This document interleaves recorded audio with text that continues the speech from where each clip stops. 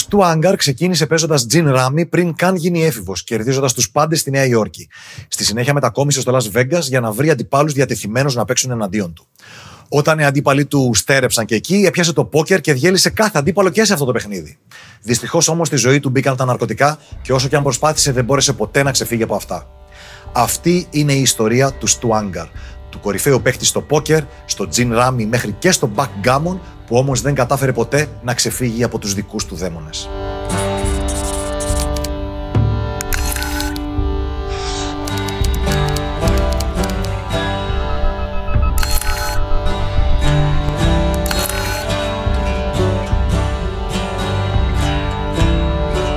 Ο Stuart Ungar ή Stu Ungar γεννήθηκε στις 8 Σεπτεμβρίου του 1953 στη Νέα Υόρκη. Ο πατέρας του ήταν ένας από τους μεγαλύτερους bookmakers στην πόλη και ο μικρός του πήγαινε στο κατάστημα του πατέρα του μετά το σχολείο για να κάνει τα μαθήματά του. Περνούσε αρκετό χρόνο εκεί και έτσι απέκτησε τις πρώτες του γνώσεις γύρω από τα τυχερά παιχνίδια. Ο πατέρας του ήταν πολύ αυστηρός, δεν τον άφηνε να ασχοληθεί με τον τζόγο και όταν ο μικρός του έδειχνε κάποιο ενδιαφέρον για το στοίχημα, ο πατέρας του το έκοβε αμέσως. Ο Stu έχει πει ότι σε αυτό το θέμα φοβόταν πολύ περισσότερο τη μητέρα του παρά τον πατέρα του. Η μητέρα του ήταν απόλυτη και με αυτήν είχε και την πιο στενή σχέση. Ο Stu Ungar άρχισε να γνωρίζεται με διάφορους θαμώνες στο μαγαζί του πατέρα του και να μαθαίνει όλο και περισσότερα. Πριν μπει στην εφηβεία, είχε φτάσει ήδη να θεωρείται ένας από τους καλύτερους παίκτες στην πόλη στο Gin Rummy, ένα παιχνίδι με χαρτιά στο οποίο παίζονταν πολλά χρήματα εκείνη την εποχή. Είχε κερδίσει το πρώτο του τουρνουά απέναντι σε ενήλικες όταν ήταν μόλις 10 ετών. Οι άνθρωποι της μαφίας που τον γνώριζαν από το μαγαζί του πατέρα του παρατήρησαν τα ταλέντα του και τον ανέλαβαν υπό την προστασία τους. Είχαν αρκετά χρήματα σαν οικογένεια και η ζωή τους ήταν άνετη. Όταν όμως ο μικρός του ήταν 13 χρονών, ο πατέρας του πέθανε. Στο σχολείο, οι δάσκαλοι του τον χαρακτήρισαν ιδιοφυΐα, αλλά τελικά ο Stu παράτησε το σχολείο όταν ήταν 15 ετών. Πριν καν ενηλικιωθεί, έπαιζε στα ακριβότερα τραπέζια Gin Rummy με τη στήριξη ανθρώπων του υποκόσμου.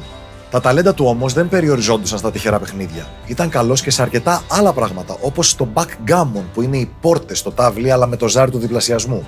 Ήταν και σε αυτό το παιχνίδι πάρα πολύ καλός από πολύ μικρή ηλικία. Έμαθε επίσης να μετράει φύλλα στο blackjack, ενώ έκανε και καλή προπόνηση στο μπάσκετ και στο ping pong, όπου κέρδιζε στοιχήματα απέναντι σε διάφορους ανυποψίαστους. Ήθελε να είναι ο καλύτερος σε οτιδήποτε ανταγωνιστικό και έκανε εξάσκηση μέχρι εξάντλησης σε ό,τι έβαζε στο μυαλό του.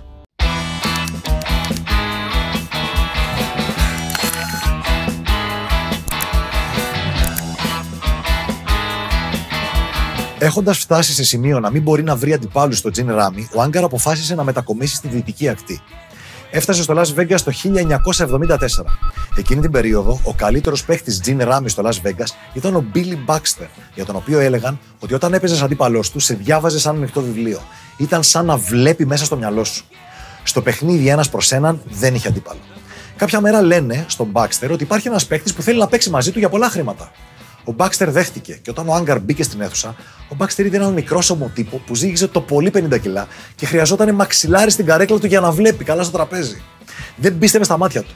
Στο τέλος της βραδιάς, ο Baxter ήταν κατά $40,000 φτωχότερος και είχε πάρει μια πρώτη γεύση από τις εκπληκτικές ικανότητες του μικρού Stewie.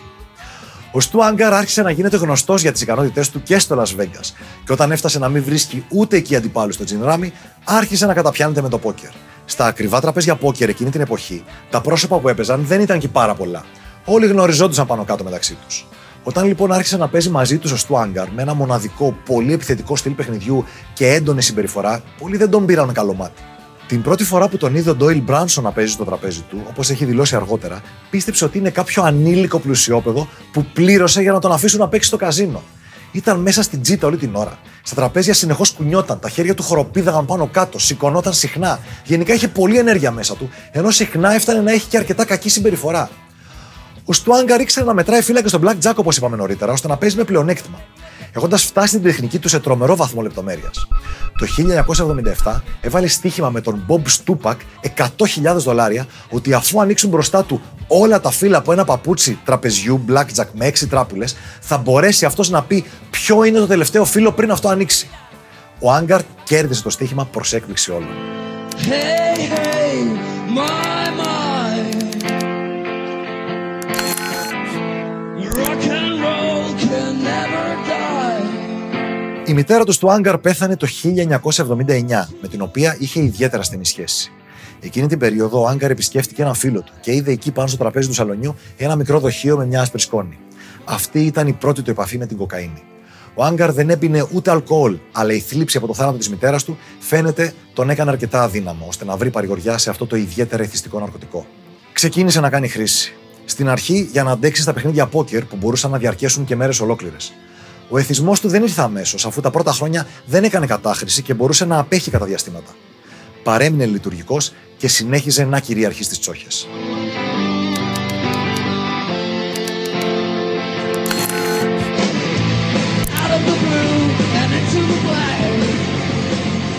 Το World Series of Poker είναι η μεγαλύτερη ετήσια διοργάνωση πόκερ και διεξάγεται από το 1970.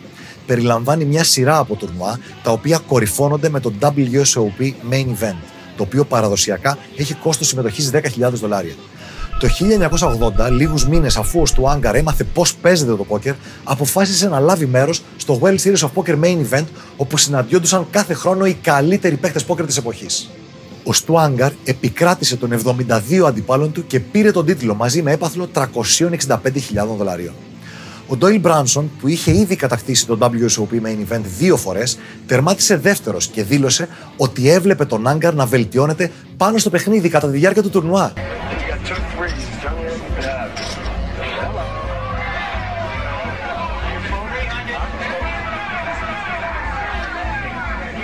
Κάθε μέρα ήταν και καλύτερος, λες και βελτιωνόταν παρτίδα με την παρτίδα.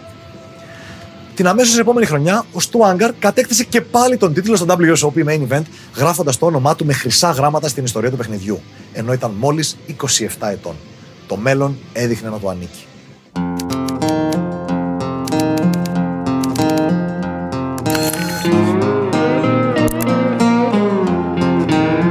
Το πάθος του για δράση όμως δεν μπορούσε να σιγάσει μέσα του. Τίποτα δεν του ήταν αρκετό. Κατέληξε να παίζει στον υπόδρομο, σε κοινοδρομίες, σε αθλητικά στοιχήματα και να χάνει.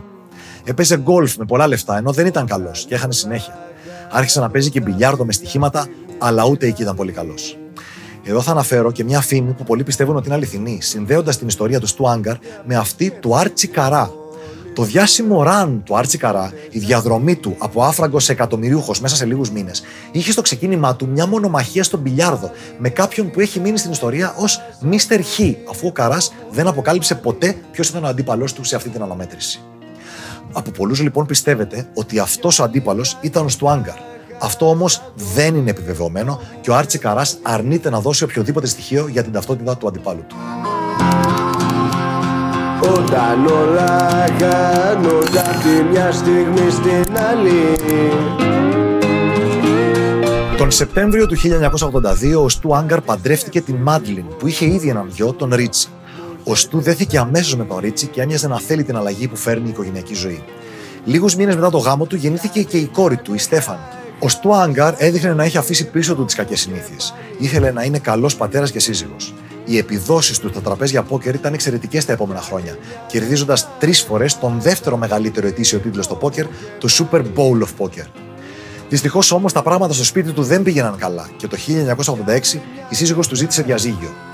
3 χρόνια αργότερα, το 1989, ο Ρίτσι, ο θετός του γιος, αυτοκτόνησε. Οι λόγοι δεν έχουν γίνει γνωστοί.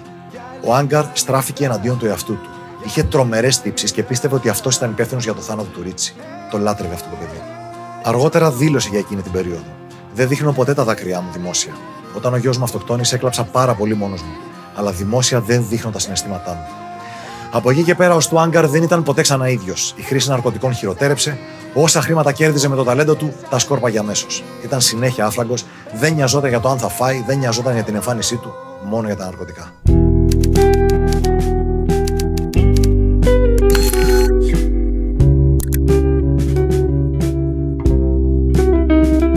Το 1990 ο Billy Baxter ήθελε να τον βοηθήσει να σταθεί και πάλι στα πόδια του και πλήρωσε τη συμμετοχή του Stu Ungar στο WSOP Main Event. Την πρώτη και την δεύτερη μέρα του τουρνουά ο Ungar έπαιζε πάρα πολύ καλά. Στο τέλος της δεύτερης ημέρας ήταν ο παίκτης με τις περισσότερες μάρκες στο τουρνουά και όλα πήγαιναν εξαιρετικά. Την τρίτη μέρα όμως δεν εμφανίστηκε στην αίθουσα. Έστειλαν ανθρώπους στο δωμάτιό του που έμενε και τον βρήκαν ημιλιπόθυμο. Τον πήγαν στο νοσοκομείο και επανήλθε σύντομα, αλλά στο τουρνουά δεν επέστρεψε. Είχε όμως μαζέψει τόσες πολλές μάρκες που μέχρι να τις χάσει όλες από τα υποχρεωτικά πονταρίσματα έφτασε στις θέσεις των χρηματικών επάθλων, τερματίζοντας στην 1η θέση, στην οποία αντιστοιχούσε έπαθλο $25.000. Νικητής εκείνης της χρονιάς αναδείχθηκε ο 38χρονος τότε Βρετανός Ιρανικής καταγωγής Μανσούρ Ματλούμπι. Όταν ο Άγκαρ βγήκε από το νοσοκομείο, οι φίλοι του φρόντισαν να μείνει μακριά από τα ναρκωτικά και έτσι μπόρεσε να αναρρώσει. Αναγνωρίζοντας τη χαμένη ευκαιρία που είχε στο World Series of Poker, έλεγε ότι αν συνέχιζε στο τουρνουά θα είχε κερδίσει εύκολα διαλύοντας όλους τους αντιπάλους του, συμπεριλαμβανομένου και του Ματλούμπι. Ο Ματλούμπι όμως δεν συμφωνούσε και μετά από αρκετές συζητήσεις και διαπραγματεύσεις δέχτηκε να μονομαχήσει με τον Άγκαρ ένας προς έναν για $50.000. Η αναμέτρηση πραγματοποιήθηκε στις αρχές της επόμενης χρονιάς στο καζίνο Four Queens στο Las Vegas και έμεινε στην ιστορία κυρίως για τον τρόπο με τον οποίο τελείωσε. Ο Ματλούμπι ξεκίνησε καλά, παίρνοντας το προβάδισμα στην αρχή, αλλά λίγο μετά ο Άγκαρ βρίσκεται και πάλι με λίγο περισσότερες μάρκες. Φτάνουμε έτσι στην κρίσιμη παρτίδα. Ο Άγκαρ έχει $60.000 μπροστά του και ο Ματλούμπι $40.000. Τα blinds είναι 200-400 τα υποχρεωτικά πονταρίσματα και ο Άγκαρ ανοίγει στα $1.600 κρατώντας 9 και 10 στο χέρι του.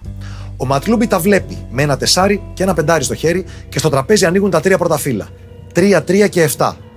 Τσέκ ο Ματλούμπι, δυνατό ποντάρισμα $6.000 από τον Άγκαρ και ο Ματλούμπι τα βλέπει.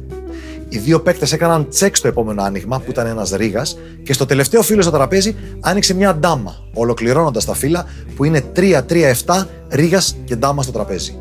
Κανείς τους δεν είχε κάποιο δυνατό συνδυασμό, αφού ο Ματλούμπι είναι με ένα τεσάρι και ένα πεντάρι στο χέρι του και ο Άγκαρ με 9 και 10.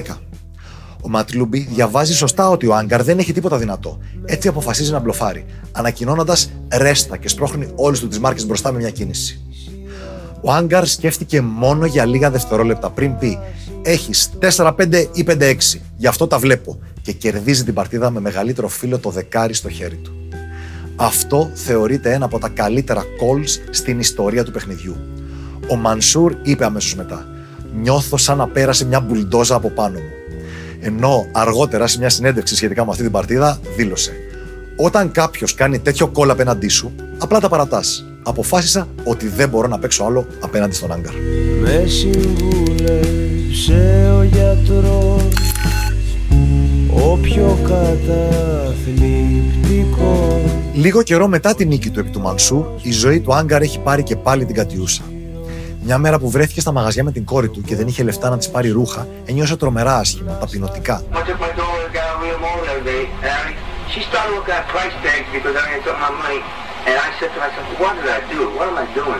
Ένιωθε ότι είχε φτάσει στον πάτο και εκείνο το βράδυ τον είδε ο Μάικ Σέξτον, ένας γνωστός παίκτης πόκερ που αργότερα έγινε και σχολιαστής. Και αφού έμαθε τον λόγο που τον έβλεπε τόσο χάλια, του έδωσε τα χρήματα για να πάρει τα ρούχα της κόρης του. Ανάμεσα στους καλούς φίλους του Άγκαρ ήταν αρκετοί από τους καλύτερους παίκτες πόκερ της εποχής και διάσημα ονόματα μέχρι και σήμερα. Εκτός από τον Μάικ Σέξτον, βοήθειες στον Άγκαρ πρόσφεραν τα επόμενα χρόνια και οι Ντόιλ Μπράνσον, Τσιπ Ρίς και Μπάρι Γκρίνσταϊν. Για τα επόμενα 7 χρόνια ο Άγκαρ ήταν μέσα και έξω από τα ναρκωτικά, προσπαθώντας να βρει τον δρόμο του, αλλά συνεχώς τον έχανε. Έκανε μάλιστα και εγχείρηση για να αποκαταστήσει τη μύτη του, η οποία είχε καταρρεύσει από την υπερβολική χρήση κοκαίνης. Λίγο μετά το χειρουργείο και πριν ολοκληρωθεί η θεραπεία, ξεκίνησε ξανά τη χρήση και η μύτη του κατέρευσε ξανά. Άρχισε να κυκλοφορεί με τα χαρακτηριστικά πλέον στρογγυλά μπλε γυαλιά σε μια προσπάθεια να κρύψει κάπως την κακή εικόνα.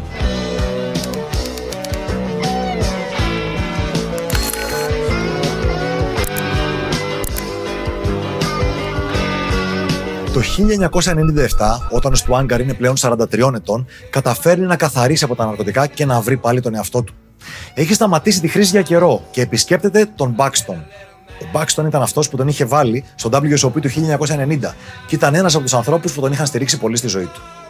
Ο Άγκαρ ζητάει από τον Buxton να τον βάλει και στο WSOP του 1997, αλλά ο Buxton είναι πολύ επιφυλακτικός. Τελικά δέχεται και του λέει: «Αν σε δω να σηκώνεσαι από την καρέκλα, θα σε σκοτώσω». Ο Άγκαρ παίζει για μία ακόμα φορά στη μεγαλύτερη σκηνή του πόκερ. Στο World Series of Poker Main Event, το οποίο έχει πλέον μεγαλώσει αρκετά, φτάνοντας στις 312 συμμετοχές. Την πρώτη μέρα όμως, ο Μάικ Σέξτον βλέπει τον Στουάνγκαρ και καταλαβαίνει αμέσως ότι έχει κάνει χρήση. Τον βουτάει από τους ώμους, τον κουνάει και του λέει: «Συγκεντρώσου, αυτή είναι η ευκαιρία σου, μην την πετάξεις. Φρόντισε να περάσεις τη δεύτερη μέρα. Με έναν καλό ύπνο το βράδυ, από αύριο θα μπορείς να επανέλθεις. Αλλά πρέπει σήμερα να βγάλεις την ημέρα και τη νύχτα να μείνεις οπωσδήποτε μακριά από τα ναρκωτικά». Και έτσι έγινε. Ο Άγκαρ κατάφερε να μην αποκλειστεί την πρώτη μέρα και από τη δεύτερη μέρα άρχισε να κυριαρχεί, φτάνοντας άνετα στο τελικό τραπέζι του τουρνουά. Η προσδοκία του κόσμου για αυτό το τελικό τραπέζι δεν είχε προηγούμενο. Οι ιστορίες για τα ταλέντα του Άγκαρ είχαν πλέον γίνει διάσημες και όλος ο κόσμος ήθελε να τον δει από κοντά. Μαζεύτηκε τόσος πολλής κόσμος που το Horseshoe Casino αποφάσισε να βγάλει το τελικό τραπέζι σε εξωτερικό χώρο, σε έναν πεζόδρομο για να μπορέσει να χωρέσει όλους τους θεατές. Ήταν ένα από τα λίγα τηλεοπτικά τραπέζια μεγάλου τουρνουά στην ιστορία που έγιναν σε εξωτερικό χώρο και το μοναδικό στην ιστορία του World Series of Poker. Εκεί ο Άγκαρ κάθισε φορώντας ένα καφέ πουκάμισο που στην αριστερή τσέπη στο στήθος κρατούσε μία φωτογραφία της κόρης του, τη Στέφανη. Έλεγε ότι αυτή ήταν η έμπνευσή του. Πριν ξεκινήσει το τελικό τραπέζι, ο Άγκαρ μίλησε με τον φίλο του, τον Gabe Kaplan, ηθοποιό και γνωστό παίκτη πόκερ που είχε αναλάβει χρέη δημοσιογραφικής κάλυψης στο World Series of Poker και θα έπαιρνε τη συνέντευξη του νικητή στο τέλος. Ο Άγκαρ του είπε: «Όταν θα το κερδίσω, η ζωή μου θα αλλάξει για τα καλά. Θέλω στη συνέντευξη του νικητή να με ρωτήσεις για αυτή τη φωτογραφία, γιατί θέλω να τη δείξω σε όλο τον κόσμο». Ο Άγκαρ πίστευε βαθιά ότι δεν υπάρχει τίποτα στον κόσμο που μπορεί να του στερήσει τη νίκη σε αυτό το τουρνουά. Όταν το τελευταίο φύλλο έπεφτε στην τζόχα, ο Άγκαρ ήταν νικητής. Η μεγάλη επιστροφή είχε ολοκληρωθεί με τον πιο θεαματικό τρόπο και στη συνέντευξη του νικητή που ακολούθησε όλα έγιναν όπως τα ήθελε ως του. Εκεί είπε: «Κανείς δεν με έχει κερδίσει στα χαρτιά. Ο μόνος που με έχει κερδίσει είναι ο εαυτός μου». Οι εφημερίδες τον αποκάλεσαν The Comeback Kid λόγω των 16 ετών που μεσολάβησαν από τους δύο πρώτους τίτλους στο World Series of Poker μέχρι τον τρίτο, αλλά και λόγω της χρήσης ναρκωτικών όλα αυτά τα χρόνια.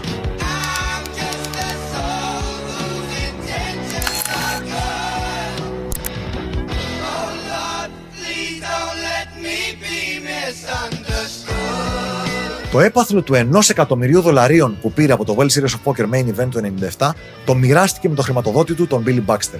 Μέσα σε λίγους μήνες, ο Άγκαρ ήταν και πάλι άφλαγκος. Τα είχε δώσει όλα στα ναρκωτικά και στο στοίχημα.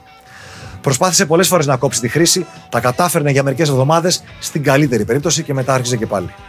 Σε μία από αυτές τις περιόδους διάβγειας, κατάφερε να πείσει ένα καζίνο, το Lady Luck Hotel and Casino, να του επιτρέψουν να παίξει blackjack με μία τράπουλα.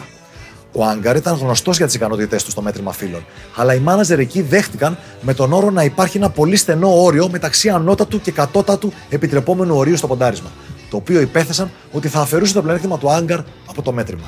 Στο παιχνίδι του blackjack με μία τράπουλα όμως, η σωστή στρατηγική διαφέρει από τη βασική στρατηγική του κανονικού blackjack και υπάρχει πλεονέκτημα που δεν χρειάζεται διακύμανση στο ποντάρισμα. Το επόμενο διάστημα, ο Άγκαρ κέρδισε $300,000 παίζοντας blackjack στο καζίνο Lady Luck, αλλά και αυτά τα χρήματα τα έχασε μέσα σε λίγες εβδομάδες.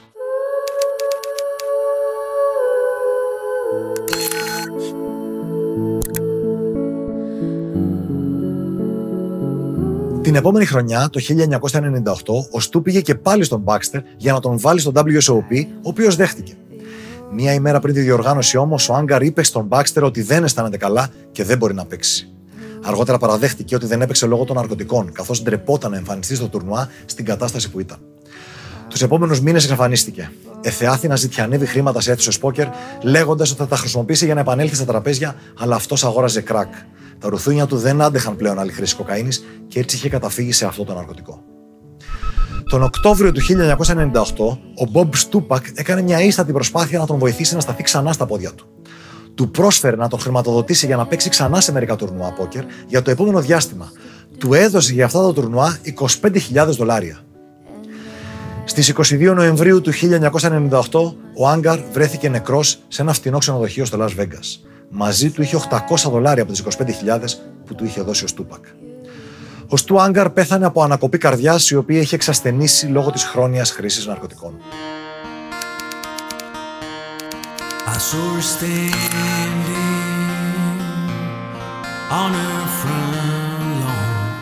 Κατά τη διάρκεια της ζωής του, ο Άγκαρ ήταν τρομερά γενναιόδωρος σε σημείο που έκανε κακό στον εαυτό του.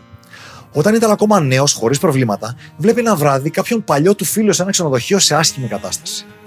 Στη συζήτηση έμαθε ότι είχε οικονομικά προβλήματα που είχαν προκαλέσει μεγάλη ένταση και στο σπίτι του. Ο Άγκαρ έβγαλε από την τσέπη του $10,000 σε χαρτονομίσματα των 100 και του τα έδωσε, λέγοντάς του: «Ορίστε, για να φτιάξεις τη ζωή σου. Αν μπορείς να μου τα δώσεις πίσω κάποια στιγμή, δώστα μου. Αν δεν μπορείς, δεν υπάρχει κανένα πρόβλημα». Και έφυγε. Αυτός ο άνθρωπος έγινε αργότερα ο δικηγόρος του και δεν τον χρέωσε ποτέ. Μια άλλη φορά περπατούσε στον δρόμο μαζί με τον Ντόιλ Μπράνσον και κάποιος πίσω του που τον αναγνώρισε του λέει: «Hey, Stewie, δεν έχω λεφτά, μπορείς να με βοηθήσεις?» Ο Στου έβγαλε ένα χαρτονόμισμα των $100 και σχεδόν χωρίς να τον κοιτάει, του το έδωσε. Ο Μπράνσον τότε ρωτάει τον Άγκαρ ποιος ήταν αυτός. Με τον Άγκαρ να απαντάει: δεν ξέρω, αν ήξερα και το όνομά του θα το έδινα $200.